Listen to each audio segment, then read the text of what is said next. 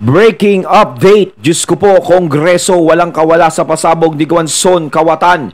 Nabulabog na. Aba, syempre itong balitang ating matutunghayan ngayon ay nagbula kay Banat Kabayan TV. At syempre ito po ang inyong lingkod na si BT na magbibigay ng reaksyon at komento dito sa video na ating matutunghayan ngayon. At huwag na natin pagtagalin at sabay-sabay na nating panoorin ang laman ng video na hatid sa atin ni Banat Kabayan TV at bibigyan natin ng reaksyon ng balitang ito. Pasok! Isa pong congressman na hindi po pinapangalanan. Aba, sino yun? At syempre, itong boses na ating madidinig ngayon at bibigyan ng reaksyon ay walang iba kundi si Sir Badong Arateles. Ayan, mga katunay, syempre, supportahan natin si Sir Badong Arateles, ang kanyang YouTube channel. Tuloy natin, mga katunay.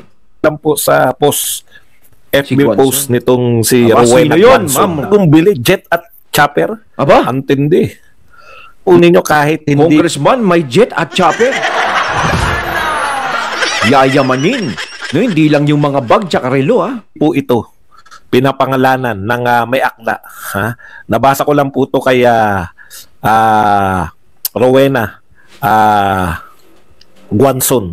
Sabi po ni Rowena Guanzon sa kanyang FB post na hindi ko na makita. Pero na ano natin ang hirap ng buhay ngayon, no? Kakaranas lang ng matinding bagyo ng bayan mo, ha? Tapos nagawa mo pang makabili ng bagong jet at chopper. Antindi, no? Ito po, grabe, no? Sa pagwawaldas lang ng pera ng taong bayan, no? Kasi daming tao sa Pilipinas, ang daming nagbabayad ng buwis, di ba? Kung yun ang talaga papakinabangan mo, talagang kahit Pilipinas siguro, kaya mo nang bilhin. Hindi. Ikaw, papalagay mo pasensya na po, no? Sa mga ikaw, congressman ka, makakabili ka ng jet? Aeroplano.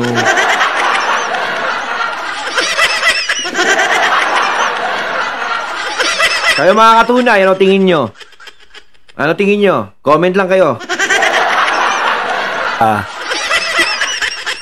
Ito po ay tinutukoy niya na isang congressman, no? Ayun. Mahirap ang buhay ngayon. Kakaranas lang na matinding bagyo ng bayan mo. Who is that? So malamang sa hindi. Bicol to, taga Bicol. Aba!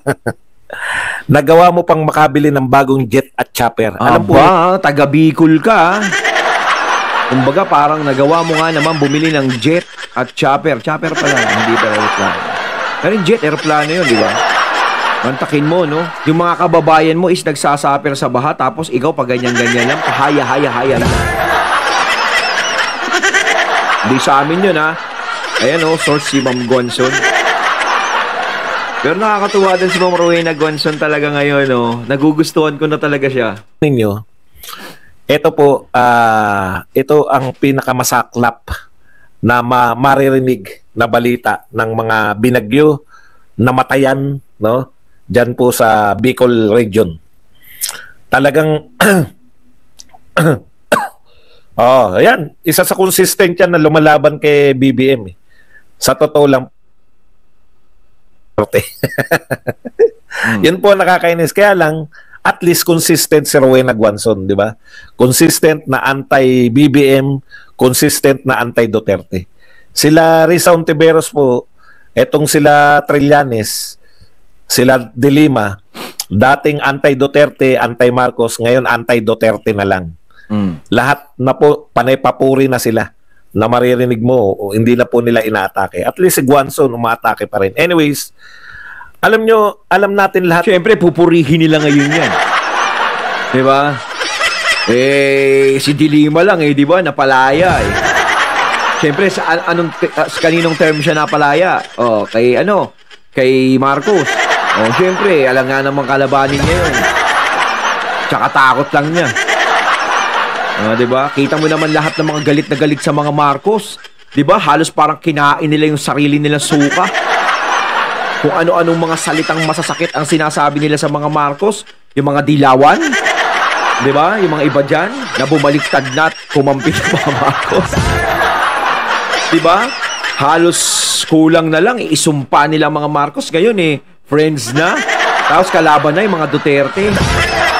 Pero ang nakakalungkot dyan, diba? Yung mga Duterte na alam nating malaki ang nagawa sa kanila, sa mga Marcos, is sila pa yung nagkaroon ng problema. At yung mga tao na wala namang nagawa sa mga Marcos, Bagkos na makatulong, nakaperwisyo pa, sila pa yung ngayong malalapit. Kung sino yung tinutukoy na congressman. Sino no? ba yan? Hindi lang po natin mapangalanan kasi Siyempre, wala. bawal naman tayo magsabi kung sino yan. Pero ba't lumalabas tong litrato na to? Ako nagpapangalan hanggang ngayon. Kailangan Hindi ko po alam kung bakit yan, po hindi mapangalanan. Totoo ba? Isa ba ito sa congressman na ito, no? Isa ba ito sa tinutukoy ni BP Sara na may control ng ating budget? Hirap talaga na kung may control ka ng budget at mabibili mo. Nagtatanong lang kasi talagang makapangyarihan to. Dahil dalawa lang daw sila ni Martin. Hindi, tsaka tsaka ikaw ba naman kung hawak mo budget? O pagpalagay mo, sino nga sa mga ganyan, congressman ka, makakabili ka ng chopper, makakabili ka ng jet. Diba? Parang tinaig mo pa yung presidente. Diba? Parang super yaman mo naman. Depende. Kung ikaw talaga pinanganak ang hasyendero, pinanganak ang mayaman, siguro talagang makakabili ka nun. Pero kung ikaw ganyan lang, hindi ko naman inaano diba? Gaano lang naman syempre sinusweldo sa pagiging congressman. Diba? Tapos makakabili ka ng mga expensive na gano'n. Grabe. Baka sabihin niya, hindi, tumataya ako ng loto, lagi akong tumatama. Hindi ko pala sasabihin. Dalawa lang daw yung makapangyarihan na congressman na yan na may control, no? Pero dahil hindi nila pinapangalanan, hindi ko rin alam kung sino yan. Kaya lang kung taga Bicol, kung taga Bicol po yan, katulad ng sinasabi nito ni Rowena Guanzon, makapal talaga ang hiya. Bakit po? Hindi pa po, siguro kalilibing pa lang po, no? Kalilibing pa lang po ng mga nasawing palad dahil dyan sa pagbaha sa Bicol. Maririnig po na yung isa, no, sa mga pinagbibintangan na kontraktor ng mga palpak na flood control program, mababalitaan mo na mayroong jet at saka mayroong chopper, masama pong pangitain yan. Hindi lang po hindi lang po sa shadow social ngayon ang nangyayari sa atin ngayon. Gobyerno, sana all. Lagi na lang sila ang no? Masarap ang buhay, samantalang yung taong bayan nagkakaganito, problema sa mga bilihin, hirap na hirap makabili ng ganito, 'di ba? Pero sila pa easy lang ang buhay. Kaya talagang daming gusto sa tumakbo ng eleksyon, 'di ba? Daming gusto maging congressman, maging mayor, maging vice president, maging 'di ba, presidente. Kaya pinag-aagawan 'yan lalo na yung posisyon ng presidente. Ako pag ikaw naging presidente, mas bonggang-bongga ka. Bonggang-bongbong. Diba yung ni Michael P? Kita mo naman ito si Tambi, parang si Tambi, kala mo, the president. Kita si litrato. Tapos si Saldi ko, parang si vice president. Paano kaya kung ito yung presidente tsaka ito yung vice president, no? Ano kaya mangyayari sa Pilipinas? Ito ba ay ninakaw ni congressman? Ito ba ay ninakaw? Hindi nga pala tinukoy kung congressman yan. Pero ipagpalagay na natin na congressman. Alam niyo po, mali po yan, no? Kasi ako, dati po akong nagtatrabaho sa pamahalaan. Ang utos po sa amin, kabilin-bilinan po ng aming mga higher ups, no? Maging simple sa pamumuhay. Lalo na kung maliit lang ang sweldo. Hindi, tsaka bilang bilang namumuno sa bansa natin, no? Kasi pag ikaw, halimbawa congressman ka, mayor ka, tas nakikita nila masyadong maalwal yung pinapakita mong buhay mo, pag-iisipan ka talaga. Kaya mas maganda, kung ikaw ay nasa posisyon na ganyan, mas maganda pa nga pinapakita mo sa mga tao na simple ka. Hindi yung parang napakabongga mo. Kasi talagang pag-iisipan ka na ikaw nangungurakot ka. Minsan kahit hindi mo naman ginagawa, pag-iisipan ka, nangungurakot ka. Parang sinasabi ko naman na kung pipiti kayo, pasimple na lang. Hindi naman ganun. No? Kasi kung may konsensya kang tao, is hindi mo gagawin yung mga ganung bagay. Pero may kasabihan nga tayo, kapag kaharap mo na ang salapi, 'di ba? Imposibleng maging anghel ka pa diyan . Papasok at papasok yung kademonyuhan sa isip mo. Di ba? Lalo na kung yung sinusweldo mo diyan sa yung bilang tauhan ng gobyerno, ay hindi kayang bumili ng mga mararangya mong sarilo. Kaya nga pag nasa politika ka, kapag ikaw ay naupo, 'di ba? Tatanungin mo lang diyan, bakit gusto mong tumakbo? 'Di ba? Para maglingkod sa tao o para yumaman? Sa bag pa lang. Oh, sa mga relo pa lang ng mga congressman, lalo na ng mga young guns. 'Di ba? Milyones. Sa bag pa lang ni Congressman sino na nga to? Si Kimbo, Congressman Kimbo, no? Sa mga bag pa lang at relo, nakakapanggigil na po. Nasa kabila po ng kahirapan. Kasi si Kimbo naman, hindi naman nating kilalang hasindera yan. Kung sana hasindera natin nakilala yan. 'Di ba? Bag. 1 milyon, 2 milyon. O ma'am, kung ikaw talaga yon, 'di ba? O hindi naman natin sinasabing ikaw yun. Kahit sinasabi na nilang ikaw yun. O basta ako, 'di ba? Kung ikaw man yun, 'di ba? Makaka-afford ka ng ganung katindong. Tapos yung mga relos, 'di ba? Milyones kay BP Sara nga 12 mil lang. 'Di ba? O nilalang lang, no. Alam natin na malaking halaga na para sa akin ng 12 mil, pero sa kanila, siyempre, medyo lang 'yan, pampalubag, parang gano'n. Pero tayo sa atin napakalaking halaga na ng 12 mil na 'yan. 'Di ba? Pero sa VP nga ganun yung presyo ng kanya, relos niya. Tapos sa iba, ikaw, congressman, milyon. Oh, Ma'am G. Ay magpapakita kayo ng kaalwanan sa buhay. Kahit hindi po ito usapin ng ninakaw nyo ba yung pinambili dyan? O kinita nyo? Hindi po usapin yan Pwede naman kayong kumita talaga. Baka sabihin nila, Sir Badong, pinag-ipunan. Lalo na kung ang pinagkikitaan nyo ay gobyerno. Oo. Hindi po masamang kumita. Ang masama po, no? Yung kayo po ay tauhan ng gobyerno, meron po kayong mga tinatawag na botante.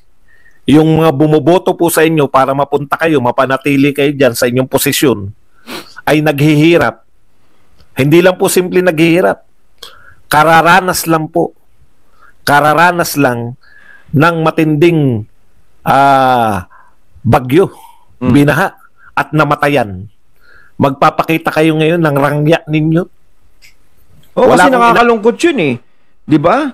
Ang daming mga naging biktima, bagyo, tapos makikita nila ikaw, marangya ka, official ka, ganito ka, namamahala ka ng natin. 'Di ba? Imbis na yung ginagawa nilang ganyan, ipantulong nila, 'di ba? Kaya ka nga nandiyan dyan sa posisyon mo, kaya ka binoto Para tumulong ka, hindi para tulungan mo sarili mo.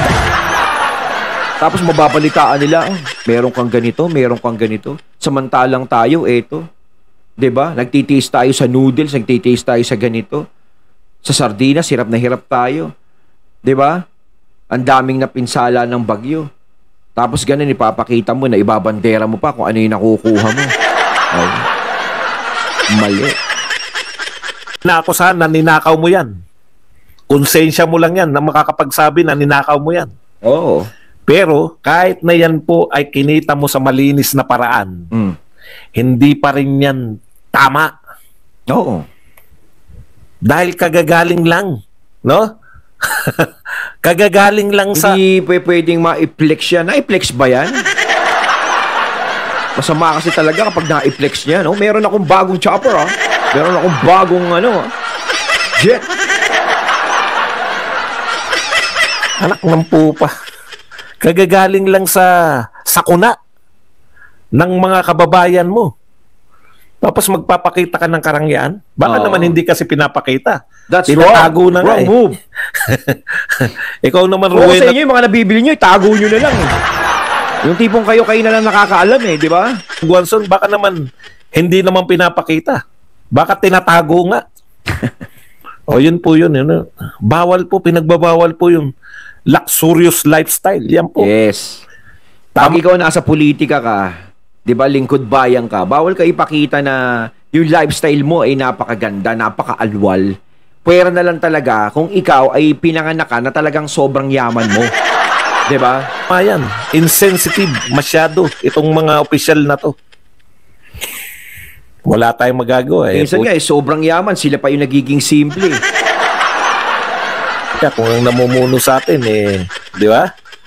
Yung chief PNP. Alam nyo, sa totoo lang, siguro kay Duterte, pag sinabi mo yan, ikaw ang chief PNP, wala na pong trabaho yung chief PNP. Pag sinabi niya na yung droga ay parang kulang nila sabihin na yung ay gagawin liga. Kapalit ng Red Bull, energy drink.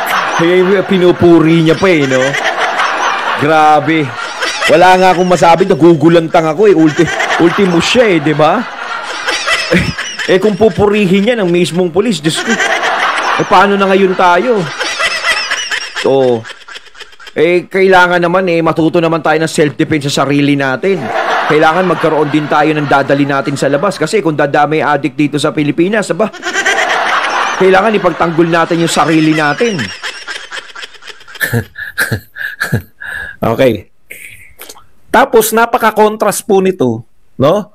Sa susunod nating balita. Ang susunod nating balita, ito po, grabe po talaga, no? Walang anong tawag doon? Walang pakundangan tong gobyerno natin. Ito po ang susunod na balita natin. Kapit lang po kayo. DOJ urged to issue lookout bulletin versus Office of the Vice President officials. Na naman? No? OBP na naman. Sa balita po na ito ng Inquirer, a House of Representatives panel has urged the Department of Justice, DOJ, to issue a lookout bulletin against officials of the Office of the Vice President in relation to the alleged misuse of government funds under Vice President Sara Duterte's watch. Ito po ay yung Good Government and Public Accountability Chairman, Manila 3rd District Representative Joel Chua, ay nag-request po sa DOJ na ang mga sumusunod ay ilagay sa lookout bulletin. OVP Chief of Staff Zuleika Lopez, Lemuel Ortoño, Rosalyn Sanchez, Gina Acosta, Julieta Bladerrey. Mantakin mo, no? Yung OVP talaga pinag-iinitan nila, no? Pero sila, no? Yung mga nakikita sa kanilang mga kalokohan, parang si VP Sara ang nagiging masama, no? Parang si VP Sara yung kurakot, may mga luxurious na buhay. Para mapagtakpan yung pagkakamali nila, pinapasa nila sa iba. No? Wala talaga akong masabi ngayon. Chari Paharda and Edward Paharda. Alam nyo, sa totoo lang po, no? Grabe yung ginagawa nyo sa mga tauhan ng Office of the Vice President. Ni hindi nyo nga masabi kung ano yung kaso. Eto, tingnan nyo. Hindi nila masabi kung anong kaso at hindi rin nila masabi yung problema nila. Diba? Kapag sila tinatanong, hindi rin sila makapagsalita. O saan nyo ba nakukuha yung mga ganyan? Ang sabi, misuse of fund. Hindi pa nga sinabing meron alleged misuse of fund. Wala pong sinabing alleged paulit-ulit na lang yung sinasabi nila. Alleged graft and corruption. Misuse of fund. Nakakahiya naman sa inyo. Sino po nagsabi na may misuse of fund? Sabi po ba yan ng account? Sinabi po ba yan ng COA? Ano po pinagbatayan ninyo na may misuse of funds? Bakit po may misuse of funds? Ayun, natating natin ngayon ng video na nagbula kay Banat Kabayan TV at syempre natunghayan natin ang boses na yun na binigyan natin ng reaksyon na nagbula kay Sir Badong Aratiles. Kayo mga katunay, anong masasabi nyo tungkol dito? Comment lang po kayo sa comment box. So once again, I'm BT and I'm out. Peace.